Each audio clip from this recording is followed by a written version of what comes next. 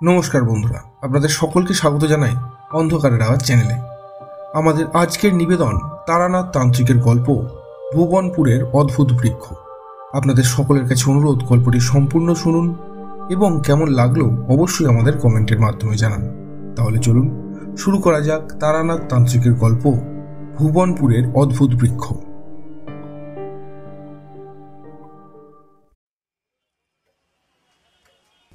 একটা গাছের সামনে আমি দাঁড়িয়ে রয়েছি, আর সেই গাছের গায়ে ফুটে উঠেছে যেন হাজার হাজার মুখ। সেই মুখগুলো বড় অদ্ভুত, দেখে মনে হয় কোনো মানুষের মুখ নয়, আবার মানুষের মুখ ছাড়া এমন দুটো মণিহীন চোখ, বিশাল গর্তের মতো একটা কালো মুখ, আর নাকের জায়গায় একটা জ্বলন্ত ফুটো দেখা যাবে না। কিন্তু মানুষের মুখের মতো হলেও ওগুলো আসলে মানুষ নয়, যেন নরক থেকে উঠে আসা। কতগুলো গাছের গায়ে নিজের শরীরটাকে রেখে আমার দিকে তাকিয়ে রয়েছে। আমি যত সেদিকে এগিয়ে যাওয়ার চেষ্টা করি, ততই পেছন থেকে যেন কেউ আমায় টেনে ধরে রেখেছে। আর যতবার আমি এগিয়ে যেতে চাই, ততবার আমার কানে এসে বাজতে থাকে একটা কথা, যেন কেউ আমায় প্রাণপণে সেই গাছের দিকে যেতে বারণ করছে। সেই গাছে যেন কিছু একটা রয়েছে। এমন একটা গাছ এই পৃথিবীর কিছুতেই হতে পারে না। আমার চোখের সামনে সেই গাছের কালো কালো মুখওয়ালা মানুষের মাথাগুলো একবার যেন অট্টহাসি করে হেসে উঠল। সেই ভীষণ অট্টহাসিতে আমার মাথার ভেতরটা কেমন জড়িয়ে যেতে লাগলো। আমি আর সেখানে দাঁড়িয়ে থাকতে পারলাম না। মাথা ঘুরে মাটির উপরে পড়ে যাব, ঠিক সেই সময় দেখতে পেলাম গাছের এক পাশ থেকে বেরিয়ে আসছে একটা কালো ছায়ামূর্তি। আমার দিকে তার একটা হাত বাড়িয়ে দিয়েছে, কিন্তু সেই হাতটা একটা মানুষের। সে হাতে মাংস, চামড়া সমস্ত কিছুই রয়েছে। আমি তার হাত শক্ত করে ধরতে যাব, ঠিক তখনই আমার ঘুমটা ভেঙে গেল।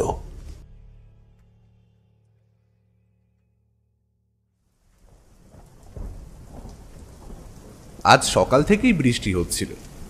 আকাশের গায়ে লেগে থাকা কালো মেঘ বারবার নিজেদের ভার বইতে না পেরে ঝরিয়ে দিচ্ছিল বৃষ্টির জল। তবে মাঝে মাঝে একটু ফাঁকা পাওয়া যাচ্ছিল, তখন কিন্তু বৃষ্টি হচ্ছিল না। তবে মেঘ থাকার জন্য চারপাশটা অন্ধকার হয়ে রয়েছে। তাই কিশোরী যখন আমার বাড়িতে এলো, তখন তাড়াতাড়ি পোশাক বদলে নিয়ে বললাম, কিশোরী, আজ আর দেরি করা যাবে না, বুঝলে? তাড়াতাড়ি বেরিয়ে পড়ি, একটু পরেই আবার বৃষ্টি নেমে যাবে। বৃষ্টি নেমে গেলে তখন বৃষ্টিতে ভিজতে ভিজতে যেতে হবে। চলো চলো, এক্ষুনি গিয়ে ট্রামটা ধরি।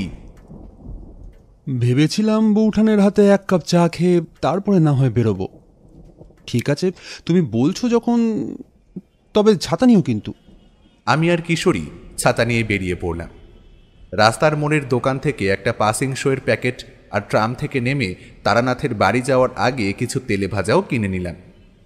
তারপর সমস্ত কিছু নিয়ে যখন তারানাথের বাড়ির সামনে এসে উপস্থিত হয়েছি, তখন দেখতে পেলাম তারানাথ তার বাড়ির সামনে দাঁড়িয়ে উঠোনের একপাশে লাগানো ছোট্ট একটা গাছের কাছে দাঁড়িয়ে কি যেন করছে। তা আমরা ঢুকতে ঢুকতে কিশোরী বলে উঠল, কি ঠাকুর মশাই, আজ আবার গাছ নিয়ে পড়লেন কেন? ফাঁকা বাড়িতে মাঝে মাঝে ওই গাছের সাথে কথাবার্তা বলেন নাকি? হ্যাঁ? কিশোরীর কথায় আমি ভেবেছিলাম তারানাথ হয়তো রাগ করবেন, কিন্তু অবাক হয়ে দেখলাম তারানাথ রাগ তো করলই না, বরং তার বদলে সামান্য হেসে বলল, তা ভালো বলেছ, কিন্তু এই গাছের সাথে কথাবার্তা বললে মাঝে মাঝে মন ভালো হয়ে আসে। আমরা ততক্ষণে দাওয়ার ওপর উঠে তক্তাপোষের এক পাশে বসে পড়েছি। তারানাথের মুখে এমন কথা শুনে কিশোরী আরও এক ধাপ উপরে উঠে বলল, আসলে কি বলুন তো, বয়সটা হচ্ছে তো, তাই এমন সব চিন্তাভাবনা মাথায় আসছে। তারানাথ এবার বোধহয় কিছু একটা বলবে, সেটা ভেবে নিয়ে আমি ব্যাপারটা হালকা করার জন্য বললাম, আরে আসুনই না, আপনার জন্য তেলে ভাজা নিয়ে এসেছি, এগুলো তো আবার ঠান্ডা হয়ে যাবে, এসে বসুন তো এখানে। আমার কথায় তারানাথ হাত মুছতে মুছতে এগিয়ে এসে তক্তাপোষের একপাশে বসল। তারপর ঘরের ভেতর থেকে একটা রেকাবি নিয়ে এসে তাতে তেলে ভাজা ঢেলে একটা মুখে পুরে বলল, আজ সকাল থেকে কি ভীষণ বৃষ্টি দেখছো। আমি তো ভাবলাম তোমরা আসবেই না। তা কি হয়, একটা ছুটির দিন, আর আপনার কাছে গল্প শুনতে না এলে যে ছুটিটাই মাটি হয়ে যাবে। তা ঠাকুরমশাই, শুরু করুন তো। তেলে ভাজা খেতে খেতেই আজ গল্প শুরু করুন। তাড়াতাড়ি ফিরতে হবে, দেখেছেন তো আকাশের অবস্থা। তারানাথ হেসে উঠল, তারপর বলল, তোমরা এত অধৈর্য হয়ে পড়ো মাঝে মাঝে, একটু ধৈর্য ধরে বসতে পারো না। তা সে তোমাদের দোষ দিয়ে কি লাভ। আচ্ছা, একটা কাজ করা যাক। তোমরা যখন গাছের কথাই বললে, তাহলে আজ তোমাদের তেমনই একটা গল্প বলি, বুঝলে। এমন একটা গাছ আমি দেখেছিলাম, সে গাছের কথা তোমাদের না বললে অনেক কিছুই অজানা থেকে যাবে।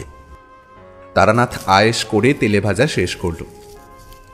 তারপর একটা সিগারেট ধরিয়ে ধোঁয়া ছাড়তে ছাড়তে বলল,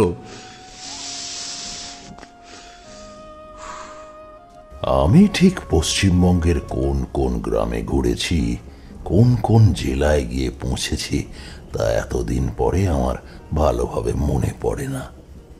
তবে যখন বাড়ি থেকে বেরিয়ে পড়তাম, তখন আর চিন্তা করতাম না কোথায় যাব, কি করব না করব। যেদিকে ইচ্ছে হতো সেদিকে চলতে শুরু করতাম। তারপর চলতে চলতে কিন্তু ঠিক কোনো না কোনো একটা উদ্দেশ্য আমি পেয়ে যেতাম। তার সঙ্গে একটা নির্দিষ্ট কোথাও চলে যেতাম। আবার দেখা গেল কোনো এমন এক গ্রামে গিয়ে পৌঁছেছি যেখানে আমায় কয়েকদিন থাকতে হলো, আর সেখানে এমন কারোর সাথে আমার আলাপ পরিচয় হলো যাকে আমি মনে রেখে দিলাম সারা জীবন।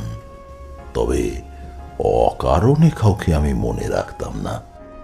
সত্যি বলতে, এই এত মানুষের সাথে আমার গোটা জীবনে আমি পরিচিত হয়েছি, তাদের সবাইকে তো আর মনে রাখা সম্ভব নয়। তবে এখন যখন ভাবতে বসি, তখন মাঝে মাঝে হঠাৎ করেই মনে পড়ে পুরনো দিনের স্মৃতির পাতায় কিছু কিছু ঘটনা। আর তখনই মনে পড়ে যায় এমন কিছু মানুষের কথা যাদের সাথে পরিচয় না হলে জীবনে হয়তো অনেক কিছুই জানতে পারতাম না, অনেক কিছুই বুঝতেও পারতাম না। আর তারা মাঝে মাঝে আমায় অনেক বিপদের হাত থেকেও যেমন রক্ষা করেছে, তেমন তাদের জন্য আমায় মাঝে মাঝে পড়তে হয়েছে চরম বিপদের মধ্যে। তবে প্রতিবারই কোনো না কোনোভাবে সেই বিপদ থেকে আমি বেঁচে ফিরে আসতাম। নেহাত মধুসুন্দরী দেবীর আশীর্বাদ ছিল বলে আমি বারবার বিপদের মুখ থেকে ফিরে আসতে পারতাম। তবে সেই যে সাধুকে আমার গ্রামে গাছতলায় দেখেছিলাম, সেই সাধু আমায় কথা দিয়েছিলেন, যদি কখনো আমি বিপদে পড়ে থাকি, তাকে যদি আমি স্মরণ করি, তাহলে তিনি আমায় রক্ষা করবেন। তা তিনিও আমায় বেশ কয়েকবার রক্ষা করেছেন।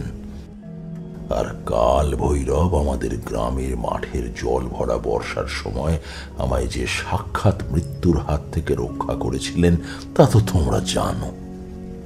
সে কথা আলাদা করে তোমাদের বলার অপেক্ষা রাখে না। তবে এই যে তন্ত্র মন্ত্র সাধনা সিদ্ধি লক্ষণ উপলক্ষণ, এসবের বাইরে গিয়ে আমি দেখেছি অনেক মানুষের কাছে এমন অনেক ক্ষমতা রয়েছে যা তারা নিজেরাও হয়তো জানে না। আসলে সিদ্ধি লাভ করে কিংবা তন্ত্র সাধনা করেই যে ক্ষমতা অর্জন করা যাবে, তা কিন্তু নয়। এই দুনিয়ার বুকে প্রকৃতি মাঝে মাঝে কিছু মানুষকে এমন কিছু ক্ষমতা দিয়ে পাঠিয়েছেন, যা তুমি সাধনায় সিদ্ধি লাভ করেও হয়তো অর্জন করতে পারবে না। তোমরা বলতেই পারো কাকতালীয় ভাবে কিংবা নেহাত ভাগ্যের ফেরে তাদের সাথে আমার পরিচয় হতো। তবে তাতে কিন্তু তাদের চেয়ে বেশি লাভ হতো আমার।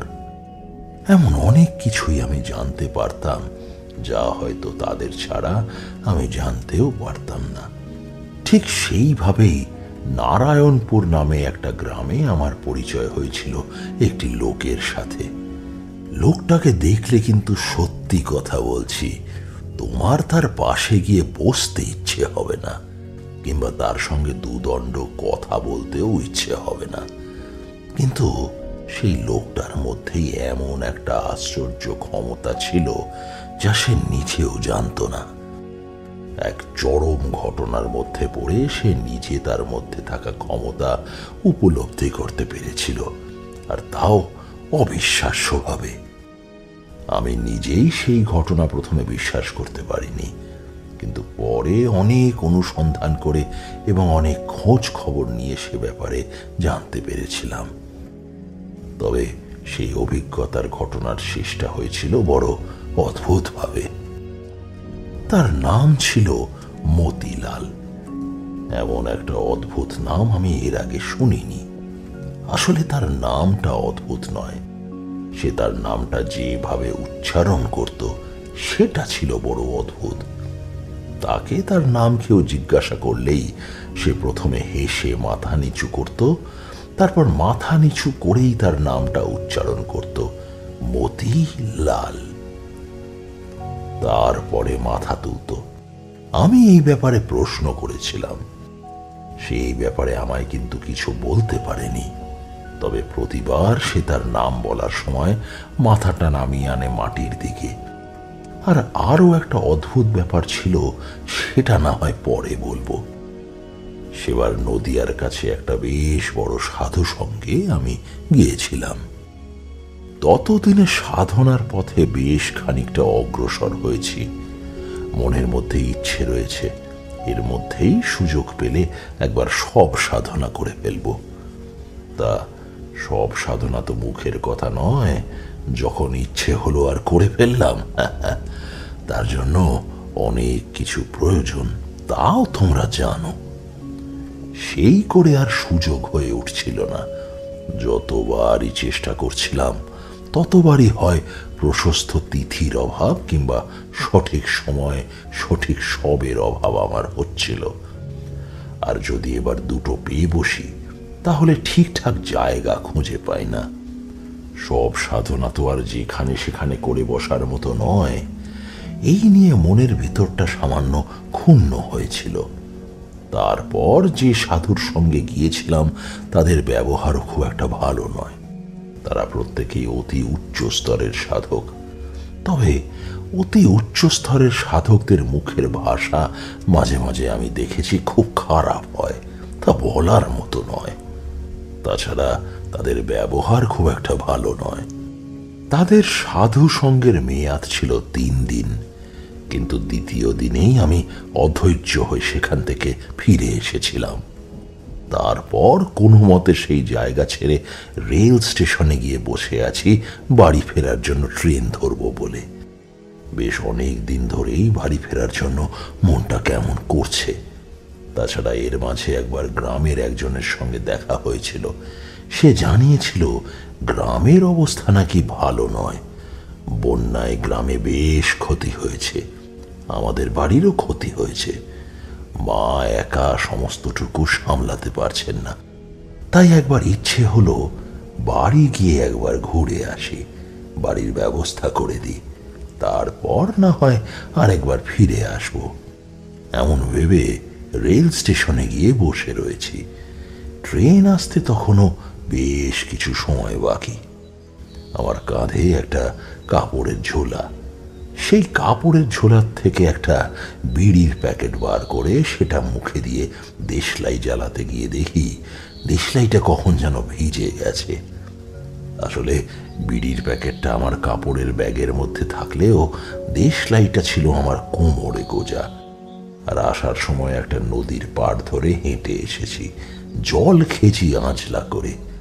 তখনই কোনোভাবে জলে ভিজে গেছে দেশলাইয়ের বাক্সটা। সেটা বার করে কাঠিগুলো বেঞ্চের উপর শুকোতে দিলাম।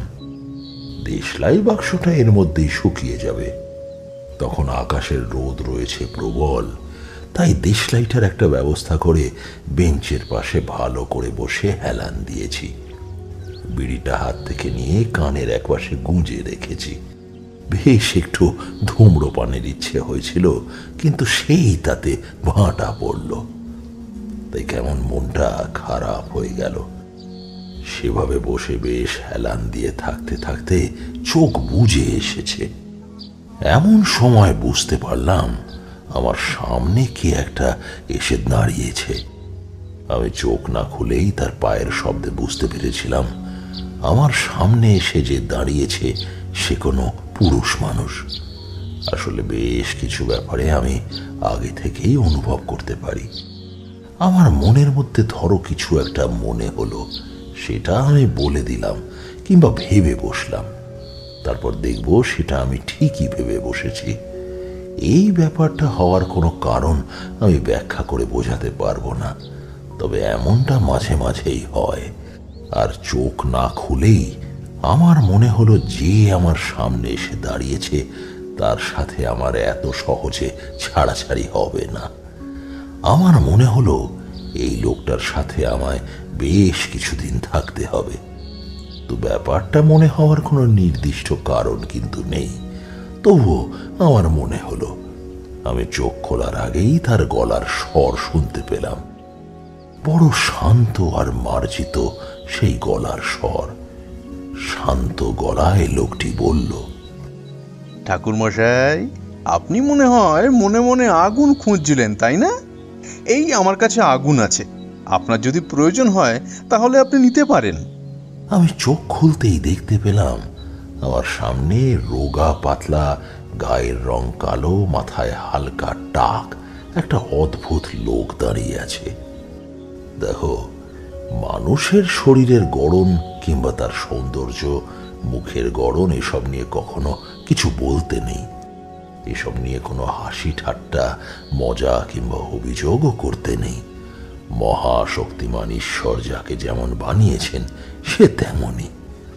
ঈশ্বরের হাতে কেউ কখনো অসুন্দর হতে পারে না, বুঝলে?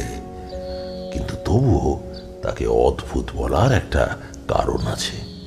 তার চোখ দুটো অদ্ভুত ছোট। অমন ছোট ছোট চোখ আমি এর আগে দেখিনি।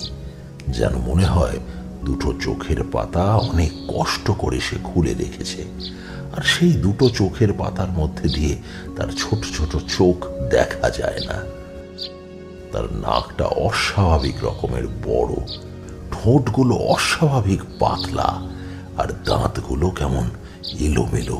এইভাবে সেইভাবেই সে একটা অদ্ভুত হাসি মুখে আমার দিকে তাকিয়ে তার হাতের দেশলাই বাক্সটা বাড়িয়ে দিয়েছে। আমিও তার দিকে তাকিয়ে হাসি মুখে তাকে আমার পাশেই বসতে বললাম। তারপর বললাম, তুমি কি করে জানলে আমি আগুন খুঁজছিলাম? এই দেখো, তোমায় তুমি বলে ফেললাম, কিছু মনে করো না। মতিলাল আমার পাশে বসে বলল, না না না ঠাকুরমশাই, আপনার কথায় আমি কিছু মনে করিনি। আর তাছাড়া আমি তো আপনার চেয়ে ছোট, আপনি আমার চেয়ে বড়, সম্মানীয় ব্রাহ্মণ মানুষ, তার উপর আবার তান্ত্রিক। আপনি আমায় তুমি করেই বলতে পারেন। আমার কেমন জানি মনে হলো লোকটা হয়তো আমায় দেশলাই বার করতে দেখেছে। তারপর যখন দেখেছে আমি দেশলাই বাক্সের কাঠিগুলো আর বাক্সটা রোদে শুকোতে দিয়েছি, তখন সে আমায় আগুন প্রয়োজন হতে পারে ভেবে আমার দিকে এগিয়ে এসেছে। তাই আমি আর কিছু বললাম না। বেশ কিছুক্ষণ চুপ থেকে মতিলাল বলল, আমার নাম মতিলাল। এখানে একটা কথা বলা দরকার, এই যে মতিলাল যখন আমার নাম মতিলাল কথাটা বলল, তখন প্রথমবার আমি সেই অদ্ভুত ব্যাপারটা লক্ষ্য করলাম। তবে ব্যাপারটা বুঝতে পেরেছিলাম আরো পরে। তখন দেখলাম মতিলাল মাথাটা মাটির দিকে রেখে আমার নাম মতিলাল কথাটা উচ্চারণ করল। তবে তার গলার স্বর কেমন যেন একটা অদ্ভুত বলে মনে হলো। আর তারপরে সে আবার হাসি মুখে আমার দিকে তাকিয়ে বলল, আপনি বোধহয় মনে মনে ভাবছেন ঠাকুরমশাই, আমি আপনাকে ওই বিড়ি ধরাতে দেখেছি, তখন আপনার দেশলাইটা ভিজে দেখে আপনি শুকোতে দিয়েছেন, তাই আমি আপনার কাছে এসেছি। কিন্তু ঠাকুরমশাই, আপনি যখন বিড়ি ধরাচ্ছিলেন তখন কি আমি স্টেশনে ছিলাম? এই কথাটায় আমি প্রথমবার অবাক হলাম। আমার স্পষ্ট মনে আছে আমি যখন এই বেঞ্চে বসে বিড়ি ধরানোর জন্য বিড়িটা ঝোলার ভিতর থেকে বার করছি, তখন আমার ডান দিকে কিংবা বাম দিকে কেউই কোথাও ছিল না। আর অন্য যারা দুজন স্টেশনে একটা বেঞ্চের মধ্যে বসেছিল তারা এখনো সেখানেই বসে আছে। মতিলাল কিন্তু সেখানে ছিল না। আর সে যদি বাইরের রাস্তা দিয়ে স্টেশনে এসে ওঠে তাহলে আমায় দেখতে পাওয়ার কথা নয়। তাহলে সে কি করে জানলো আমি আগুন খুঁজছিলাম? কথাটা মনে হতেই আমি অবাক হয়ে মতিলালের দিকে তাকিয়ে দেখি সে সামান্য হাসছে। তার মুখের হাসিটা অদ্ভুত, তা আগেই বলেছি, কিন্তু সে হাসির মধ্যে কেমন একটা সাড়াও রয়েছে, যেন হঠাৎ করে আমি কথাটা বুঝতে পেরেছি ভেবে সে খুব আনন্দ পেয়েছে। তেমন ভাবেই সে হাসছে। আমি তার হাসি দেখতে দেখতে বললাম, তুমি যদি আমায় না দেখেই থাকো তাহলে তুমি কি করে বুঝলে আমার আগুন প্রয়োজন? ঠিক বলতে পারবো না ঠাকুরমশাই। আপনাকে এখানে বসে থাকতে দেখলাম স্টেশনে ঢুকেই, তারপর কেমন জানি মনে হলো আপনি আগুন খুঁজছেন, তাই আপনার কাছে এগিয়ে এসে আপনাকে সে কথা বলতেই আপনি আগুন নিলেন। তবে আরও একটা কথা মনে হলো ঠাকুরমশাই, বলবো? সত্যি কথা বলতে এমন অদ্ভুত কথা যদি আমায় কোনো সাধক কিংবা অন্য কেউ বলতো তাহলে আমি তো অবিশ্বাস করতাম না। আমি বুঝতেই পারতাম সাধনার ক্ষমতার দ্বারা তারা এই সমস্ত করতে পেরেছে, কিন্তু মনে হয় না সে সাধনা কিংবা তন্ত্রমন্ত্রের সাথে কোনোভাবে যুক্ত হয়েছে কখনো। তাহলে সে এই কথা বলল কি করে? তাই ভেবেই বললাম, হ্যাঁ বলো শুনি। আমি এখানে এসে দাঁড়ানোর পরেই আপনি চোখ বন্ধ করে আমার কথা ভাবছিলেন। চোখ বন্ধ করেই আপনি বুঝতে পেরেছিলেন আমি আপনার কাছে এসে দাঁড়িয়েছি। আর একটা কথাও আপনি ভেবেছিলেন, কিন্তু সেটা কেন তা আমি বুঝতে পারছি না ঠাকুরমশাই। আমি এবার অবাক হয়ে তার দিকে তাকিয়ে রইলাম।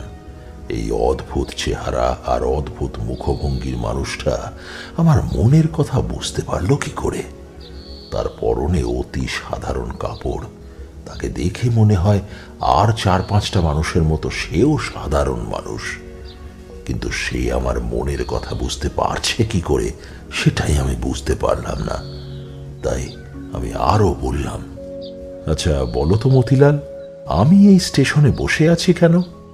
কথাটা বলেই আমি একটা অদ্ভুত কাজ করলাম। আমি যে এই স্টেশনে এসে বসেছি বাড়ি ফিরে যাওয়ার জন্য, সেই কথাটা চিন্তা করতে লাগলাম। আর চিন্তা করতে করতে দেখতে পেলাম মতিলাল কিছুক্ষণ চোখ বন্ধ করে থেকে আবার আমার দিকে তাকিয়ে হাসতে হাসতে বলছে, ঠাকুরমশাই, আপনি বাড়ি ফিরে যেতে চাইছেন। আমার মনে হয় আপনার বাড়িতে আপনার মা রয়েছে, আপনি মায়ের কাছে ফিরে যেতে চাইছেন। তবে সেখানে আপনি বেশি দিন থাকবেন না, তারপর আবার বেরিয়ে পড়বেন, তাই না ঠাকুরমশাই? আমি এবার সত্যি অবাক হয়ে গেলাম। মতিলাল যে মনের কথা বুঝতে পারে সে বিষয়ে কোনো সন্দেহ রইল না, কিন্তু সেটা কি করে সম্ভব হলো? এর আগেও আমি এমন অনেক মানুষের সাথে পরিচিত হয়েছি যাদের মধ্যে অনেক অদ্ভুত ক্ষমতা রয়েছে, তবে তারা অতি সাধারণ মানুষের মতোই ছিল। কিন্তু তাও আমি একটা শেষ প্রশ্ন করলাম তাকে, মতিলাল, তুমি সবার মনের কথা বুঝতে পারো? আবার মতিলাল আমার দিকে চোখ তুলে তাকালো। তার ওই ছোট্ট দুটো কুতকুতে চোখ যেন প্রায় বন্ধ হয়ে আছে। তার দাঁতের হাসি আরো একবার প্রশস্ত হলো যেন। কিছুক্ষণ সেভাবে তাকিয়ে থেকে কেমন যেন উদাস গলায় মতিলাল বলল, না ঠাকুরমশাই, কখন বুঝতে পারি কখন পারি না তা আমি নিজেও বুঝি না। আর আসলে যে ঠিকই বুঝি না ভুল বুঝি তাও আমি জানি না। আসলে ঠাকুরমশাই আমার সাথে কি হয় তা আমি না আসলে নিজেই বুঝি না। আচ্ছা ঠাকুরমশাই, এই আমি এখন চলি, বুঝলেন? আপনার ট্রেন আর আসবে না, আপনি রাতে তা থাকবেন কোথায়? এই কথাটায় কিন্তু মতিলালের কোনো কেরামতি ছিল না, কারণ একটু পরেই শুনতে পেলাম আমাদের একটু পাশে থাকা লোক দুটো নিজেদের মধ্যে আলোচনা করছে আগের স্টেশনে কোথায় নাকি একটা ট্রেন গাড়ির দুর্ঘটনা ঘটেছে, তাই আজকে আর কোনো ট্রেন এই লাইনে আসবে না। তখন এখনকার মতো ডবল লাইন ছিল না, তখন ছিল সব সিঙ্গেল লাইন। তাই একবার ট্রেন দুর্ঘটনা হওয়া মানে সেদিন তো অবশ্যই পরের দিনও হয়তো ট্রেন চলাচল বন্ধ থাকবে। একটু পরেই দেখতে পেলাম স্টেশন মাস্টার তার নিজের ঘর থেকে বাইরে বেরিয়ে এসে আমাদের সামনে দাঁড়িয়ে সেই একই কথা বললেন। আমি নিরুপায় হয়ে ভেবে চলেছি এখন ঠিক কি করা যায়। তখন সামনে তাকিয়ে দেখতে পেলাম মতিলাল স্টেশন দিয়ে বাইরের দিকে নেমে যাচ্ছে। লোকটার মধ্যে যে অদ্ভুত ক্ষমতা রয়েছে তা আপনি আগেই বুঝতে পেরেছিলেন ঠাকুরমশাই? কিছুটা আন্দাজ করতে পেরেছিলাম বটে, তবে যাই হোক, তারপর বাকিটা শোনো। আগেই বলেছি, আগে স্টেশনের থেকে বেশ খানিকটা দূরে ট্রেন দুর্ঘটনা হয়েছে বলে সেদিনের মতো ট্রেন আর চলবে না। কালও চলবে কিনা তার কোনো ঠিক নেই। কিন্তু আমি এখন কোথায় যাই? চাইলে এই স্টেশনে রাতটা কাটিয়ে দিতে পারি, তবে আমার কেমন যেন একটা অদ্ভুত মনের ভাব তৈরি হয়েছিল। আমার কেমন যেন মনে হয়েছিল মতিলালের সাথে আমার এখানেই শেষ দেখা নয়, তার সাথে আমার বোধহয় আরও একবার দেখা হবে। আমি স্টেশনের বাইরের দিকে তাকাতে দেখতে পেলাম মতিলাল তখন মাটির রাস্তা ধরে আস্তে আস্তে এগিয়ে গ্রামের ভিতরের দিকে চলে যাচ্ছে। তখন দুপুর শেষ হয়ে বিকেল একটু পরেই নামতে শুরু করবে। আমি স্টেশনের সেই বেঞ্চের উপর শুয়ে রইলাম বেশ কিছুক্ষণ। আমার চোখের সামনে আস্তে আস্তে রোদ কমে এসে ছায়া এসে পড়ল আমার গায়ে। আমি যেখানটা শুয়েছিলাম তার অর্ধেকটাই রোদ এসে পড়েছিল, আর বাকি অর্ধেকটায় একটা গাছের ডালের ছায়া এসে পড়েছিল। সেই আলো আধারের মাঝে দিনের বেলায় শুয়ে থাকতে থাকতে আমার কেমন ঘুম ঘুম চলে এসেছিল। এক সময় দেখতে দেখতে আমি ঘুমিয়ে পড়লাম। একটা ঠান্ডা হাওয়া স্টেশন চত্বরে একা আমায় ঘিরে বইতে লাগলো, যেন আমার সামান্য শীত করতে লাগলো। আমি গায়ের লাল রঙের কাপড়টা টেনে নিলাম, আমার ঝোলাটা আমার মাথার কাছে রইল। দেখতে দেখতে আমি কেমন যেন ঘুমিয়ে পড়লাম। ঘুমটা যখন ভাঙল তখন চারপাশে অন্ধকার নেমে এসেছে। আমি বেঞ্চ থেকে উঠে নামতে যাব, এমন সময় দেখতে পেলাম আমার ঠিক পাশের বেঞ্চে বসে রয়েছে মতিলাল। প্রথমবার তাকে দেখে কেমন একটা অস্বস্তি হয়েছিল, কিন্তু এখন তাকে দেখে আমার বেশ ভালো লাগলো। এই স্টেশন চত্বরে তাহলে আমায় আর একা থাকতে হবে না। আমাকে উঠতে দেখেই মতিলাল বলে উঠল, ঠাকুরমশাই, আপনার জন্য এই কয়েকটা গরম গরম সিঙ্গাড়া নিয়ে এলাম। মতিলাল মিথ্যে বলেনি। তার হাতে ধরা শাল পাতায় বেশ গরম গরম কয়েকটা সিঙ্গারা, আর গরম সেটা বুঝতে পেরেছিলাম হাতে নেওয়ার পরে। তবে মতিলাল আমার বেঞ্চের পাশে এসে বসতেই সিঙ্গারার পাতাটা মাঝখানে রাখলো। তারপর আমি একটা তুলে নিয়ে মুখে দিয়ে বললাম, বাহ, বেশ সুন্দর খেতে তো, এই তুমিও একটা নাও। মতিলাল আমার কথায় হাসলো। এই অল্প অন্ধকারে তার মুখের হাসিটা এই প্রথমবার আমার কেন জানি না বেশ ভালো লাগলো। সত্যি বলতে আমার জন্য খাবার নিয়ে এসেছে বলেই বোধহয় আমার তার হাসিটা এত ভালো লাগলো। মাঝে মাঝে আমরা সামান্য স্বার্থপর হই, বুঝলে? স্বার্থপর না হলে পৃথিবীতে বেঁচে থাকা যায় না, কারণ সব কিছুর পেছনেই আমাদের একটা স্বার্থ লুকিয়ে আছে। এই যে মতিলাল আমার পিছু পিছু ঘুরঘুর করছিল কিংবা আমার জন্য সিঙ্গাড়া নিয়ে এসেছিল, তার পেছনেও কিন্তু তার একটা স্বার্থ ছিল, সেটা আমি পরে বুঝতে পেরেছিলাম। তবে আসল সমস্যাটা কোথায় জানো? মানুষের স্বার্থটা ভালো না খারাপ সেটা বোঝা। যেদিন থেকে তোমরা সেটা বুঝতে পারবে সেদিনই অনেক সমস্যার সমাধান তোমরা নিজেরাই করতে পারবে। তা যাই হোক, মতিলাল কিন্তু আমার কথায় পাতার উপর থেকে একটা সিঙ্গাড়া তুলে নিয়ে খেতে লাগলো। খেতে খেতেই তার সাথে বেশ কিছু কথাবার্তা আমি বলতে লাগলাম। জানতে পারলাম মতিলালের কেউ নেই। তার মা বাবা অনেক দূরের কোনো একটা গ্রামে অনেক বছর আগে বন্যার সময় তার থেকে হারিয়ে গিয়েছে। তখন সে অনেক ছোট ছিল, তার গ্রামের কথাও মনে নেই। বন্যার জলে ভাসতে ভাসতে সে নাকি এসে পৌঁছেছিল এই গ্রামে। তারপর এই গ্রামেই এক বয়স্ক পুরোহিত নাকি তাকে তুলে নিয়ে গিয়ে মানুষ করেছিলেন। তারপর দেখতে দেখতে সময়ের নিয়মে সেই পুরোহিত এক সময় ইহকাল থেকে পরকালে চলে যান। তারপর থেকে মতিলাল একাই থাকে। তার বাড়ি এই গ্রামে। সিঙ্গাড়া খাওয়ার পরে সে আমায় অনুরোধ করলো তার বাড়িতে গিয়ে রাতটা কাটিয়ে দিতে, কারণ এই স্টেশনে আমি একা রাত কাটিয়ে দেব আর সে বাড়িতে গিয়ে নিশ্চিন্তে ঘুমোবে, সেটা নাকি তার ভালো লাগবে না। আরও একটা কথা মতিলাল আমার দিকে তাকিয়ে বলল। সেটা শুনে আমি এখন আর প্রথমের মতো অবাক হলাম না। মতিলাল বলল, আপনারও মনে মনে ইচ্ছা হচ্ছে ঠাকুরমশাই আমার সাথে আমার গ্রামে যেতে। আপনি আমার সাথে কয়েকটা দিন থাকতে পারেন, তবে আপনার বাড়ি যাওয়ার যে প্রবল ইচ্ছা তার জন্য আপনি দোনমনা করছেন, তাই তো? তবে চলুন ঠাকুরমশাই, অন্তত 2 দিন আমার সঙ্গে থাকুন।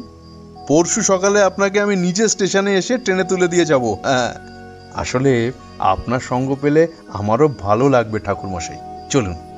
তার কথায় অবিশ্বাস করার মতো কিছুই ছিল না। তাই আমি তার সাথে তার বাড়ির দিকে রওনা দিলাম, নারায়ণপুরের দিকে। সেদিনের রাতটা মতিলালের বাড়িতেই কাটিয়ে দিলাম। তার বাড়িতে ছোট্ট একটা ঘর, তার পাশে আরো একটা ঘর রয়েছে।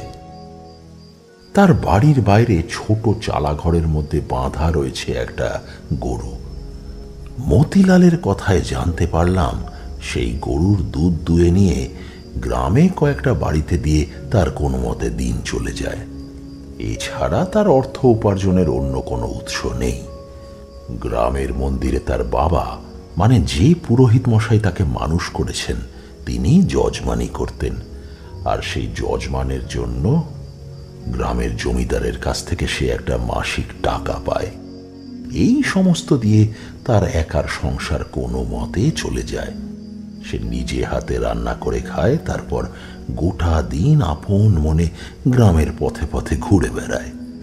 সহজে নাকি কারোর সাথে মিশতে চায় না, কারোর সাথে কথা বলতে চায় না, কারণ কারোর কাছে গিয়ে দাঁড়িয়ে কিছুক্ষণ কথা বলার পরেই তার মনের কথা কেমন যেন সে বুঝে ফেলে। তবে সেটা মাঝে মাঝে, সেই ব্যাপারটা সব সময় হয় না। মতিলাল অনেক চেষ্টা করে দেখেছে ব্যাপারটা নিজে থেকে করার, কিন্তু সেটা সব সময় হয় না। হঠাৎ করে ঠিক কখন যে তার মনের কথা বুঝতে পারবে, তখন সেটা নিজেই বুঝতে পারেনি। কথা বলতে বলতে মতিলালের মুখের হাসি কেমন লাগলো। আমি তার মনের কথা বোঝার চেষ্টা করলাম না, কিন্তু তার মুখের দিকে তাকিয়ে যেন বুঝতে পারলাম তার গ্রামের অন্য মানুষদের সাথে না মেশার একটা অন্যতম কারণ হচ্ছে তার চেহারা আর মুখের ভাব। আগেই বলেছি সে খুব একটা সুদর্শন তো ছিলই না, তার বদলে তার চোখ মুখের অদ্ভুত গড়ন তাকে একটু অন্যরকম করেছিল সবার থেকে। ব্যাপারটা প্রথমে আমার মাথায় এসেছিল, তবে ওই যে বললাম, সৃষ্টিকর্তা যাকে যেমন বানিয়েছেন তা তো তেমনই হবে। তার কাছে সবাই সুন্দর। সেই গোটা রাতটা মতিলালের ছোটবেলার কথা এবং সেই পুরোহিতের সাথে তার কাটানো দিনের কথা বলে গেল। একসময় আমরা দুজনেই ক্লান্ত হয়ে ঘুমিয়ে পড়লাম। তবে সে আমায় ঘরের ভিতরে বিছানার উপরে শুতে দিয়েছিল, আর সে মেঝেতে একটা বস্তা জাতীয় কিছু পেতে শুয়েছিল। আমার মনের ভিতর কেমন একটা অদ্ভুত অনুভূতি হচ্ছিল। সে অনুভূতিটা সব সময় হয় না। আমি বুঝতে পারছিলাম এই যে মতিলাল, এই নারায়ণপুর, আর এখানে আমার আশা, এই সবের পিছনে কোনো একটা কারণ জড়িয়ে আছে। অকারণে এই সমস্ত কিছু হয়নি, যেন খুব শীঘ্রই আমাদের সাথে এমন কিছু একটা ঘটবে যা আমি বুঝতে পারবো। তবে সেটা না ঘটা পর্যন্ত সেটার সম্পর্কে আমি কোনো ধারণাই করতে পারছি না। আমি ঘুমোতে যাওয়ার আগে মনে মনে মধুসুন্দরী দেবীকে ডাকতে লাগলাম আর বলতে লাগলাম এবারে যেন ভালোই ভালোই বাড়ি ফিরে যেতে পারি। বহুদিন মাকে দেখা হয়নি। তাছাড়া গ্রামে বন্যার পর বাড়ির কি অবস্থা হয়েছে তা আমার জানা নেই। এক সময় কখন যে ঘুমিয়ে পড়লাম তা মনে নেই। পরদিন সকালে যখন ঘুম ভাঙল তখন দেখি মতিলাল ঘরের বাইরে গরুর কাছে গিয়ে দুধ দোয়ার চেষ্টা করছে। গরুটা শান্ত হয়ে দাঁড়িয়ে আছে আর মতিলাল তার বাঁটের নিচে রাখা বালতিটা দুধে ভরে নিচ্ছে আস্তে আস্তে। আমি বাইরে বেরিয়ে আসতে আমায় দেখে মতিলাল হাসল। সে হাসি এখন যেন আমার কাছে আরো বেশি সুন্দর বলে মনে হলো। সকালের সূর্যের আলো চারিদিকে পড়ে চারপাশটা বেশ সুন্দর লাগছে। আমি যখন এখানে এসেছি তখন অন্ধকার। এখন চারপাশটা ভালো করে দেখতে লাগলাম। বাড়ির চারপাশটা হালকা বেড়া দিয়ে ঘেরা। বাড়ির সামনের দিকে কয়েকটা ছোট ছোট গাছ লাগানো হয়েছে, তার মধ্যে কয়েকটা গাছ বড় হয়ে উঠেছে। বাড়ির পিছনের দিকে ফাঁকা জমি শুরু হয়েছে। সেই জমিতে চাষির দল নিজেদের কাজ করতে ব্যস্ত। মতিলাল যতক্ষণ গরুর দুধ দোয়ালো ততক্ষণ আমি বাড়ির চারপাশে ঘুরে বেড়াতে লাগলাম। তারপর মতিলাল একটা বালতি হাতে আমার সামনে এসে দাঁড়িয়ে বলল, ঠাকুরমশাই, দুধ দিয়ে আসার সময় হয়ে গেল, আমি যাই, দৌড়ে গিয়ে দুধ দিয়ে আসি। আপনি একটু অপেক্ষা করুন, আমি ফিরে এসেই খাবারের ব্যবস্থা করব। আমিও সামান্য হেসে তাকে বললাম, মতিলাল, আমি সাধক মানুষ, আমার খাওয়া দাওয়া নিয়ে তোমায় চিন্তা করতে হবে না। তুমি যাও, নিজের কাজ করে এসো, আমি এখানে রয়েছি। মতিলাল বেরিয়ে যেতেই আমি বাড়ির দাওয়ায় বসে আকাশ পাতাল ভাবতে লাগলাম। এই যে এখানে এসে পড়েছি, অথচ আমার কি এখানে আসার কথা ছিল? আমি তো ভেবেছিলাম ট্রেন ধরে বাড়ি ফিরে যাব। এখন আমার বাড়িতে থাকার কথা। তার বদলে ট্রেন দুর্ঘটনায় ট্রেন না আসায় আজ আমি মতিলালের বাড়িতে এসে পৌঁছেছি। এই সমস্ত কিছুকে ভাগ্যবিধাতা আগে থেকেই ঠিক করে রেখেছিলেন। আর যদি তাই হয় তাহলে এখানে আরো যা ঘটবে তাও হয়তো আগে থেকে নিশ্চিত করা। আমার জন্মের সময় থেকে নিশ্চিত করা আজ এই মুহূর্তে আমি এই বাড়ির এই দাওয়ায় এসে বসে থাকব, অথচ এই নারায়ণপুর, এই মতিলাল, এই সমস্ত জায়গা আমার অচেনা। এসব ভাবতে ভাবতে কোথা থেকে সময় পার হয়ে গেল বুঝতে পারলাম না। বেশ কিছুক্ষণ পরে মতিলাল খালি বালতি হাতে বাড়িতে যখন ফিরে এলো তখন আমি দাওয়ার উপরে বসে আছি। একটু পরে এসে একটা বড় বাটিতে করে গরম দুধ এনে আমার পাশে রাখলো। তারপর বলল, ঠাকুরমশাই, আসলে তো আমি দুধ ছাড়া কিছু খাই না। সকালে দুধ আর ফল খান, দুপুরে না হয় আপনাকে নিজের হাতে রান্না করে খাওয়াবো, কেমন? ভালো কথা। দুজনে দুটো বড় বাটি হাতে তুলে নিয়ে গরম দুধে চুমুক দিয়ে খেতে খেতে মতিলালকে বললাম, মতিলাল, এই যে তুমি অন্যের মনের কথা পড়তে পারো, এই ব্যাপারটা ঠিক কবে থেকে বুঝতে পেরেছ? এই কথার উত্তরে মতিলাল প্রথমেই যে কাণ্ডটা করল সেটা হলো মাথাটা অদ্ভুতভাবে নিচের দিকে নামিয়ে প্রথমে এসে বলল, আমার নাম মতিলাল। এই কথাটা সে স্টেশনে দাঁড়িয়ে আমার বেঞ্চের পাশে বসেও বলেছিল, কিন্তু আজকে এই দিনের রোদের আলোর মধ্যে তার বাড়ির দাওয়ায় বসে এমন অদ্ভুতভাবে মাথাটা নিচের দিকে নামিয়ে যখন মতিলাল সেই একই কথা বলল, তখন কিন্তু আমার বুকের ভেতরটা কেমন ধক করে উঠল। তোমরা লক্ষণ উপলক্ষণ এই সমস্ত ব্যাপার ঠিক বুঝতে পারবে না। সাধনার তন্ত্রমন্ত্র এই সমস্ত ব্যাপার কিন্তু খুব গুরুত্বপূর্ণ। আমি এই প্রথমবার বুঝতে পারলাম এই কথাটা বলার সময় মতিলাল কেন মাটির দিকে তাকিয়ে থাকে। আসলে এই কথাটা সে নিজে বলে না, তার মধ্যে থেকে বোধহয় অন্য কেউ কিংবা কিছু একটা তাকে দিয়ে কথাটা বলিয়ে নেয়। তাই সেই সময় সে তার মধ্যে থাকে না। বাকি সমস্ত সময় মতিলালের মুখে একটা হাসি ছড়িয়ে থাকে। দেখে মনে হয় যেন পৃথিবীর সব থেকে সুখী মানুষটা হলো সে। কিন্তু এই কথাটা যখন সে বলে তখন তার মাথাটা আপনা আপনি নিচে চলে যায়, আর তার মুখের হাসিটা সামান্য সময়ের জন্য মিলিয়ে যায়। আবার আমার দিকে যখন তাকালো তখন দেখতে পেলাম তার মুখে আবার সেই হাসিটা রয়েছে। সে আমার দিকে তাকিয়ে রইল। আমি বুঝতে পারলাম একটু আগে তাকে যে প্রশ্নটা আমি করেছি সেটা সে বেমালুম ভুলে গেছে।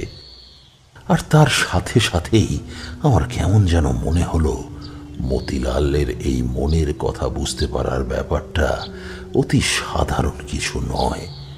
এর পিছনে এমন কিছু রয়েছে যা অতি গভীর, অতি ভয়ানক কিছু।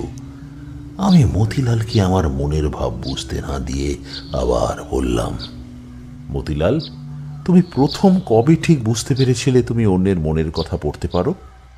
যে পুরোহিত মশাই আমায় এই গ্রামে এনে নিজের ছেলের মতো মানুষ করেছিলেন, তিনি যেদিন মারা গেলেন তার ঠিক দুদিন পরে। আসলে যে গরুটাকে আপনি দেখতে পাচ্ছেন সেই গরুটা তখন অনেকটা ছোট। সে পুরোহিত মশাই, মানে যাকে আমি বাবা বলে ডাকতাম, তিনি মারা যাওয়ার দুদিন পরে গ্রামের একজন গোয়ালা এসে গরুটা আমার কাছ থেকে কিনতে চাইল। সে আমায় বোঝাতে লাগলো এই গরু কখনোই দুধ দেবে না, এই গরু সে ধরনের নয়।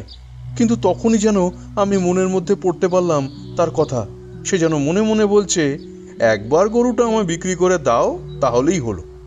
এই গরু অতি ভালো জাতের, এই গরু দুধ হবে অনেক, তা বেচে আমি অনেক টাকা উপার্জন করব। সেদিন কথাটা মনে হতেই তাকে ফিরিয়ে দিলাম। তবে সে বলল আমি কথাটা ভেবে দেখতে পারি, সেই গরুর জন্য আমাকে নাকি অনেক দাম দেবে। তারপর থেকেই শুরু ঠাকুরমশাই। তবে ব্যাপারটা সবসময় হয় না। বিশেষ করে দেখেছি যখন কোনো মানুষ আমার জন্য খারাপ কিছু চিন্তা করে কিংবা অতি ভালো কিছু চিন্তা করে, তখনই আমি সে ব্যাপারটা বুঝতে পারি। মাঝামাঝি ধরনের চিন্তা ভাবনা বা অতি সাধারণ কথাবার্তা আমি না সহজে ঠিক বুঝতে পারি না। আমি এবার গোটা ব্যাপারটা কিছুটা আন্দাজ করতে পারলাম, কিন্তু যা আন্দাজ করতে পারলাম তা খুব একটা সহজ নয়। তাই সহজ সরলভাবে তাকে আবার বললাম, একটা কথা বলো তো আমায় মতিলাল, তুমি কি শুধু মানুষের মনের কথাই বুঝতে পারো নাকি সবার কথাই বুঝতে পারো? মানে আমি বলতে চাইছি পশু পাখি কিংবা অন্য কারোর। মতিলাল আমার কথায় আগের মতোই হাসলো, তারপর বলল, মাঝে মাঝে মনে হয় ঠাকুরমশাই, বাড়ির মধ্যে এসে বসা কাক কিংবা অন্যান্য পাখিদের কথাও আমি বুঝতে পারি। হ্যাঁ, এই যে আমাদের গরু রয়েছে লক্ষ্মী, ওর কথা মনে হয় মাঝে মাঝে আমি বুঝতে পারি। সে যখন আমার জন্য দুঃখ প্রকাশ করে, সে মনে মনে বলে আমার কেউ নেই, সে ছাড়া আমার কেউ নেই, সে যতদিন বেঁচে থাকবে আমার ভাতের অভাব হতে দেবে না। তখন কেমন যেন বুঝতে পারি আমি সবটাই ঠাকুরমশাই, সব বুঝতে পারি। আমি এবার কিন্তু আরো অবাক হলাম। মানুষের মনের কথা বুঝতে পারা, তাও কোনো একটা ক্ষমতা কিংবা ঈশ্বর প্রদত্ত ক্ষমতার জন্য হতে পারে, কিন্তু পশু পাখি কিংবা আরো বাকিদের কথা বুঝতে পারা এত সহজ ব্যাপার নয়। আমি মনে মনে এই সমস্ত ভেবে চলেছি, এমন সময় মতিলাল বলল, বড় দুঃখ হয় ঠাকুরমশাই, মাঝে মাঝে মানুষের মনের কথা বুঝতে পারি বলে, জানেন, খুব দুঃখ হয়। তার থেকে মনে হয় যদি না বুঝতে পারতাম তাহলেই হয়তো সবার সাথে ভালোভাবে মিশতে পারতাম। যে মানুষ মুখে এক আর মনে এক কথা বলে, আর তার থেকে দূরে থাকতে ইচ্ছে হতো না, সবাইকে আপন করে নিতে পারতাম। আপনি বলুন না ঠাকুরমশাই, সবার মনের কথা বুঝতে পারলে কি আর সবার সাথে মেশা যায়? কেন এমন হলো বলুন তো ঠাকুরমশাই, কেন হলো? তার মুখের হাসিটা আবার মিলিয়ে এসেছে। সে কেমন উদাস দৃষ্টিতে আমার দিকে তাকিয়ে আমার কথার অপেক্ষা করছে। আমি একটু সময় নিয়ে বললাম, দেখো মতিলাল, তোমার কাছে যা আছে তা কিন্তু সবার কাছে থাকে না। হয়তো তোমার জন্য এটা ভালোই, তুমি সবার মনের কথা বুঝতে পারো বলে সবার সঙ্গে মেশো না, তাতে তোমার ক্ষতি তো কিছু হয় না। মতিলাল বাইরের দিকে তাকালো। তার দৃষ্টি অনুসরণ করে আমিও বাইরের দিকে তাকালাম। তার বাড়ির ঠিক উল্টো দিকে ফাঁকা জমির মধ্যে একটা বট গাছ। সেই বট গাছটার দিকে তাকাতেই কেমন যেন মনে হলো বট গাছটাকে একটু শুকনো শুকনো বলে মনে হতে লাগলো। দেখে মনে হচ্ছে এই বট গাছটা বেশি দিন বাঁচবে না। আমিও সেদিকে তাকিয়ে আছি দেখে মতিলাল বলল, ঠাকুরমশাই, ওই বট গাছটা আর না বেশি দিন বাঁচবে না, জানেন? তা ঠিক, বট গাছটাকে দেখলেই বোঝা যায় কেমন যেন শুকিয়ে এসেছে। না ঠাকুরমশাই, আমি ওর মনের কথা বুঝতে পারি। ওই বট গাছটা আর বেশি দিন বাঁচবে না। গাছটাকে আমি বড় ভালোবাসি ঠাকুরমশাই, বড্ড ভালোবাসি। কথাটা বলে সে দাওয়া ছেড়ে ঘরের ভিতরে ঢুকতে যাওয়ার জন্য দরজা পর্যন্ত গেল। তারপর হঠাৎ করে আমার দিকে ঘুরে তাকালো। তারপর কেমন যেন নেশাগ্রস্ত গলায় অদ্ভুতভাবে আমার দিকে তাকিয়ে বলল, আর আর মাত্র 2 দিন। কথাটা বলার সাথে সাথেই তার মুখের ভাবের আবার যেন পরিবর্তন হয়ে গেল। আমি স্পষ্ট দেখতে পেলাম তার গোটা শরীরটা একবার কেঁপে উঠল। আর কেঁপে ওঠার সাথে সাথেই মতিলাল কেমন ফ্যাল ফ্যাল করে একবার দুদিকে তাকালো, তারপর সোজা আমার দিকে তাকালো।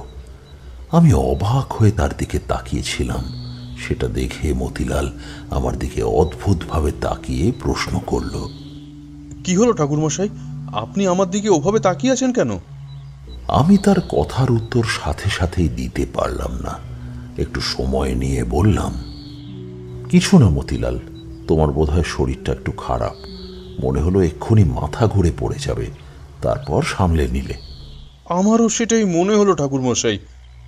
আপনি বসুন, আমি দুপুরের খাওয়ার ব্যবস্থা করি। ব্যাপারটা কিন্তু আমি স্পষ্টভাবে দেখতে পেয়েছি। মতিলাল ঘরের ভিতর যাওয়ার জন্য এগিয়ে গিয়েও যখন ঘুরে আমার দিকে তাকিয়েছে তখন তার দুটো চোখ বন্ধ। তাকে দেখে মনে হচ্ছিল যেন সে হঠাৎ করে দাঁড়িয়ে দাঁড়িয়ে ঘুমিয়ে পড়েছে। আর সেই ঘুমিয়ে পড়ার মধ্যে সে আমার দিকে তাকিয়ে ওই কথাটা বলেছে, আর মাত্র 2 দিন। সেটা দেখেই আমার কেমন যেন অদ্ভুত মনে হয়েছে। সাধনায় এক ধরনের লক্ষণ উপলক্ষণ থাকে। মাঝে মাঝে এমন হয় যে কোনো একটা শক্তি আমাদের দিয়ে কিছু বলিয়ে নেয় কিংবা করিয়ে নেয়। যাকে দিয়ে বলিয়ে নেওয়া হচ্ছে সে নিজেও ব্যাপারটা বুঝতে পারে না। তার সামনে যে থাকে সে অনুভব করতে পারে না, পারলেও ব্যাপারটা ধরতে পারবে না। তার মনে হবে মনের ভুল কিংবা অন্য কোনোভাবে কথাটা বলে বসেছে। কিন্তু আমি এই সমস্ত ব্যাপারে অনেক কিছুই ততদিনে জানি, তাই আমি স্পষ্ট বুঝতে পেরেছি ঠিক এই সময় কোনো একটা শক্তির প্রভাবে কথাটা বলেছে মতিলাল। আমিও বুঝতে পেরেছিলাম এখানে কিছু একটা ঘটতে চলেছে। আর এখন মতিলালের মধ্যে দিয়ে সেই ব্যাপারটা শুনতে পেয়ে কেমন যেন নিশ্চিত হয়ে পড়লাম। মতিলাল ঘরের মধ্যে চলে গেল দুপুরের খাওয়ার ব্যবস্থা করতে, আর আমি বাইরে সেই বট গাছের দিকে তাকিয়ে রইলাম। বট গাছটাকে বেশ শুকনো বলে মনে হচ্ছে, কিন্তু আমি আগেই বলেছি আমার কেমন একটা অদ্ভুত অনুভূতি হচ্ছিল। আমার মনে হচ্ছিল এমন কিছু একটা ঘটবে যেটার জন্য আমি তৈরি নই, যেটার জন্য আমি কখনোই তৈরি ছিলাম না।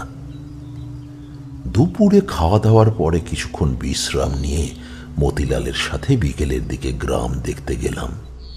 গ্রামের জমিদার বাড়ি, গ্রামের মন্দির, একটা বড় মাঠ, সমস্ত কিছু আমায় ঘুরিয়ে দেখালো সে। এমনকি গ্রামের একদম শেষের দিকে একটা বড় ডোবার কাছে আমরা বেশ কিছুক্ষণ দাঁড়িয়ে রইলাম। আমার বেশ ইচ্ছে হচ্ছিল মতিলালকে আজ দুপুরের সেই অদ্ভুত ব্যাপারটার কথা বলি, কিন্তু তারপর মনে হলো তাকে বললে সে অকারণে চিন্তা করবে, তার চেয়ে বরং না বলাই থাক। সন্ধ্যের দিকে মতিলালের বাড়ির দাওয়ার কাছে বসে রয়েছি। মতিলাল আমার পাশে বসে গল্প করছে। দেখলেই বোঝা যাচ্ছে একটু পরেই বৃষ্টি শুরু হবে। আমরা ঘরের দাওয়ার উপরে উঠে বসলাম। মতিলাল বাইরের সেই বট গাছটার দিকে বেশ কিছুক্ষণ তাকিয়ে থেকে বলল, দুদিন ঠাকুরমশাই, দুদিনের মধ্যেই বটগাছটা মরে যাবে। কিন্তু ঠাকুরমশাই, যদি বটগাছটাকে বাঁচানো যেত তাহলে কত ভালো হতো, তাই না বলুন? আমি মুখ ফসকে বলে ফেললাম, তুমি একবার চেষ্টা করে দেখো না। আর তোমার মধ্যে তো কোনো একটা শক্তি রয়েছে, তুমি ওই বটগাছটাকে বাঁচাতে পারো কিনা। জীবনে আমি অনেক ভুল করেছি, কিন্তু সেদিন যে একটা চরম ভুল আমি করে ফেলেছিলাম, সেই ভুলের মাসুল আমি জীবনে কোনোদিন দিতে পারিনি। সেদিন নেহাত খেয়াল বসে মতিলালকে ওই গাছটাকে বাঁচানোর কথা বলে বসে আমি যে কি অন্যায় করেছিলাম তা আমি নিজেও তখন বুঝতে পারিনি। কথাটা বলতে বলতে তারানাথের দুটো চোখ কেমন যেন হয়ে আসলো, যেন মনে হচ্ছিল বহুদিন আগের কথাটা ভাবতে ভাবতে সে ঠিক সেখানেই পৌঁছে গিয়েছে। আমি কিছু বলার আগেই কিশোরী বলে উঠল, কেন ঠাকুরমশাই, কি হয়েছিল বলুন তো? আর মতিলাল কি পেরেছিল সেই গাছটাকে বাঁচাতে? এসব তুমি কি বলছো কিশোরী? এমনটা আবার হয় নাকি? সত্যি কি এমনটা হয়েছিল ঠাকুরমশাই? ঠিক কি হয়েছিল তা আমি নিজেও বুঝতে পারিনি। পরের দুটো দিন একরকম ভাবেই কেটে গেল। সকালে উঠে মতিলালের গরুর দুধ দিয়ে আসা, তারপর দুজন মিলে দুধ খাওয়া, দুপুরে তার হাতের রান্না খেয়ে গ্রামে ঘুরতে যাওয়া, সন্ধেবেলা দাওয়ায় বসে গল্প করা, তারপর রাতে খাওয়া দাওয়া সেরে ঘুমিয়ে পড়া। তাছাড়া বাড়িতে ফেরার জন্য একটা মন ছিল, তাই আমি স্থির করলাম পরদিন সকালে উঠে এখান থেকে চলে যাব। মতিলাল সেই অদ্ভুত শক্তির প্রভাবে আমায় বলেছিল আর মাত্র দুদিন, আর আজ সেই দ্বিতীয় দিন এসে উপস্থিত হয়েছে। আর যদি কিছু না হয় তাহলে কাল সকালে আমার এখান থেকে চলে যেতে কোনো আপত্তি নেই। কিন্তু মনের মধ্যে কেমন যেন একটা খটকা রয়ে গেল। বারবার মনে হচ্ছিল আজ রাতেই কিছু একটা হবে, কিছু একটা হবে। আমি বিছানায় শুয়ে রাতের বেলা ঘুমিয়ে পড়েছি। অনেক রাতে একটা ধাক্কা অনুভব করে বুঝতে পারলাম মতিলাল আমায় ধাক্কা দিচ্ছে। আমি উঠে দাঁড়াতেই কিন্তু দেখতে পেলাম মতিলাল আমায় উঠতে দেখেই ঘরের মধ্যে কেমন যেন স্থির হয়ে দাঁড়িয়ে পড়েছে। ঘরের ভিতরে একটা হ্যারিকেন অল্প আলোয় জ্বলছিল। সেই অল্প আলোয় মতিলালের মুখের দিকে তাকাতেই আমার বুকের ভেতরটা কেমন কেঁপে উঠল। তার দুটো চোখ বন্ধ, নাকের ফুটো অস্বাভাবিক বড় হয়ে এসেছে, মুখটা অদ্ভুতভাবে হাঁ করা, আর সেইভাবে দাঁড়িয়ে মতিলাল মাটির দিকে তাকিয়ে বলে চলেছে একটা কথা, আমার নাম মতিলাল।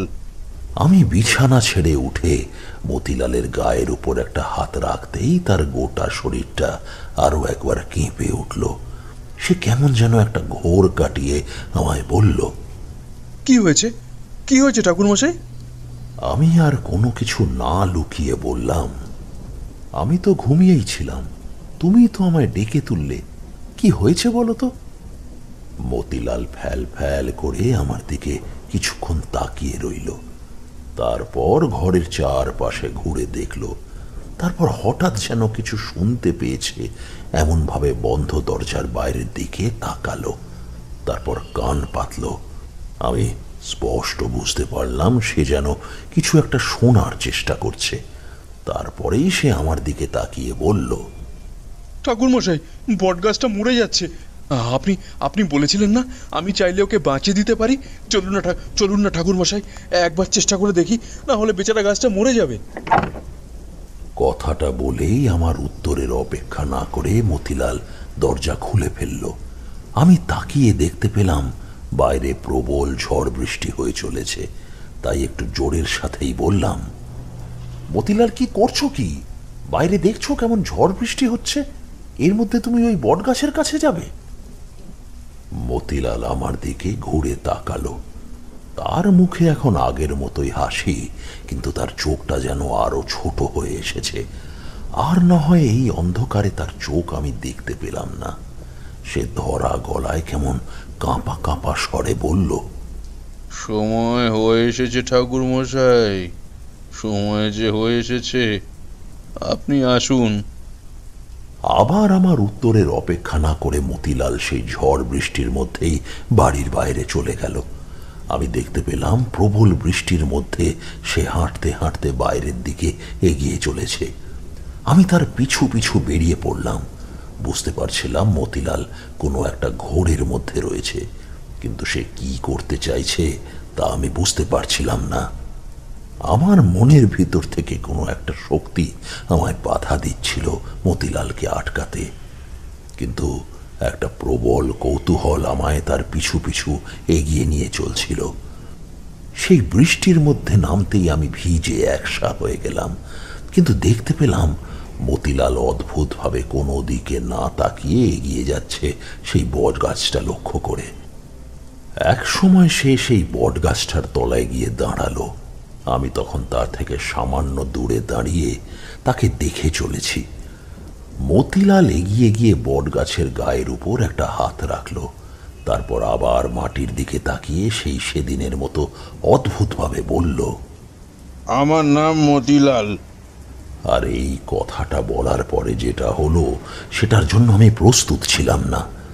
মতিলাল চোখ বন্ধ করে গাছটার গায়ে দুটো হাত রেখে অদ্ভুত স্বরে কিছু মন্ত্রোচ্চারণ করতে লাগলো, কিন্তু আমি স্পষ্ট বুঝতে পারলাম মতিলাল আর নিজের মধ্যে নেই। মতিলাল যে সব মন্ত্র উচ্চারণ করে চলেছে তা অতি গোপন আর অতি গুপ্ত মন্ত্র। এই মন্ত্র মতিলালের জানার কথা নয়। মতিলালও তন্ত্রমন্ত্র নিয়ে কখনোই কোনো উৎসাহ প্রকাশ করেনি। সাধনা মতিলালের জন্য নয়। কিন্তু সেই মতিলালের মুখে এমন বিশুদ্ধ সংস্কৃত গোপন মন্ত্রোচ্চারণ দেখে আমি অবাক হয়ে বৃষ্টির মধ্যে ভিজতে ভিজতেই তার দিকে তাকিয়ে রইলাম। তখন যদি আমি মতিলালকে থামিয়ে দিতাম তাহলে বোধহয় এমন বিপদ ঘটত না, কিন্তু একটা প্রবল শক্তি যেন আমায় মতিলালের কাছে যেতে বাধা দিচ্ছিল। আমি স্পষ্ট বুঝতে পারছিলাম আমাদের চারপাশে একটা শক্তি প্রবলভাবে সক্রিয় হয়ে পড়েছে, তবে সেটা কোনো অশুভ শক্তি নয়। তোমরা জানো, শুভ কিংবা অশুভ শক্তির উপস্থিতি আমি অনুভব করতে পারি, কিন্তু সেই বৃষ্টির মধ্যে অন্ধকারে গাছতলা থেকে কয়েক হাত দূরে দাঁড়িয়ে আমি অনুভব করতে পেরেছিলাম আমাদের চারপাশে যে শক্তি সক্রিয় হয়েছে সেটা শুভ কোনো এক শক্তি। এদিকে ঝড় বৃষ্টির শব্দের মধ্যে মতিলালের অদ্ভুত স্বরে মন্ত্রোচ্চারণ হয়ে চলেছে। বেশ কিছুক্ষণ পরে দেখতে পেলাম মতিলাল তার মাথাটা অদ্ভুতভাবে গাছের গায়ে ঠেকালো, আর তারপরেই দেখতে পেলাম তার গোটা শরীরটা একবার কেঁপে উঠে গাছের তলায় লুটিয়ে পড়ল। মতিলালের শরীর লুটিয়ে পড়ার সাথে সাথেই আমি বুঝতে পারলাম আমার চারপাশে যে একটা বাধা তখন অনুভব করছিলাম সেটা হঠাৎ করেই যেন কেটে গেছে। আমি দৌড়ে মতিলালের কাছে গিয়ে তার শরীরের উপরে হাত রাখতেই চমকে উঠলাম। তার শরীরে আর প্রাণ নেই। ব্যাপারটা একবার তোমরা ভেবে দেখো, সেই অন্ধকার রাতে প্রবল ঝড় বৃষ্টির মধ্যে একা আমি বটগাছের তলায় বসে রয়েছি। আমার দু হাতে আঁকড়ে ধরা রয়েছে মতিলালের নিষ্প্রাণ শরীরটা। বৃষ্টির জল এসে আমাদের ভিজিয়ে দিয়ে যাচ্ছে। আমি বুঝতে পারলাম না আমার ঠিক কি করা উচিত। সাথে সাথেই সেদিন মতিলালকে সেই খেয়াল বসে কথাটা বলে বসার জন্য নিজের প্রতি প্রচন্ড অনুতাপ হতে লাগলো। আমি তাকে কেন যে বলে বসেছিলাম ওই গাছটাকে বাঁচানোর চেষ্টা করতে, আর আজ কোনো অদ্ভুত উপায়, কোনো এক অদ্ভুত শক্তির দ্বারা মতিলাল যা করে বসেছে তা আমি নিজেও বিশ্বাস করতে পারছি না। আমার গোটা জীবনে আমি অনেক অদ্ভুত ঘটনা দেখেছি, কিন্তু আজ যেটা আমি চোখের সামনে দেখতে পেলাম তার কোনো তুলনা হয় না। মতিলালের মৃতদেহ আঁকড়ে কতক্ষণ বসেছিলাম মনে নেই। একসময় তাকে তুলে নিয়ে এসে ঘরের দাওয়ার উপর শুইয়ে দিলাম। বেশ কিছুক্ষণ দাওয়ার উপর বসে থাকার পরে আমি একবার ঘরের ভেতরে গেলাম। তারপর ঘরের ভিতর থেকে বাইরে এসে দাওয়ার দিকে তাকাতেই দেখি কোথায় মতিলালের মৃতদেহ কোথাও নেই। সেদিন গোটা রাত আমি মতিলালের মৃতদেহ বাড়ির চারপাশে, গাছতলায়, সব জায়গায় খুঁজেছিলাম, কিন্তু কোথাও পাইনি।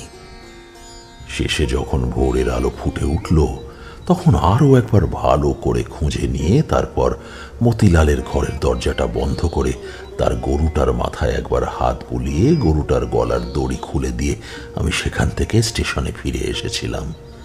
সেদিন রাতে আমার চোখের সামনে কি ঘটেছিল তা আমি সত্যিই বুঝতে পারিনি, তবে আমার মনে হয়েছিল মতিলাল কোনো একটা অদৃশ্য ক্ষমতার দ্বারা তার নিজের জীবন দিয়ে গেছিল সেই বটগাছটাকে।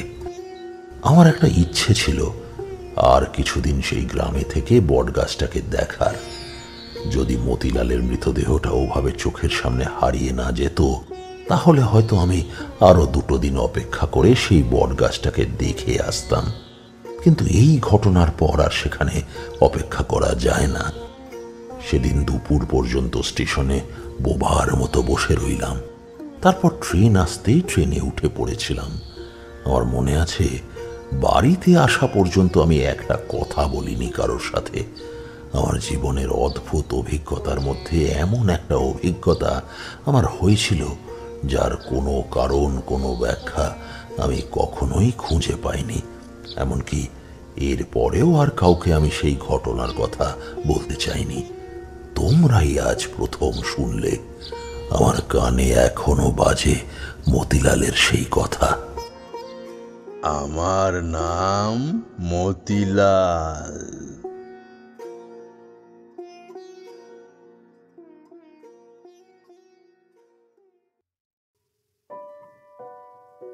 শুনছিলেন তারানাথ তান্ত্রিকের গল্প ভুবনপুরের অদ্ভুত বৃক্ষ। গল্পটি আপনাদের কেমন লাগলো অবশ্যই আমাদের কমেন্টের মাধ্যমে জানান। যদি ভালো লেগে থাকে তাহলে একটি লাইক করবেন এবং এরকম আরও গল্প শুনতে সাবস্ক্রাইব করতে পারেন অন্ধকারের আওয়াজ। দেখা হবে পরবর্তী একটি ভিডিওতে। ততক্ষণের জন্য সবাই ভালো থাকুন, সুস্থ থাকুন। সকলকে অসংখ্য ধন্যবাদ।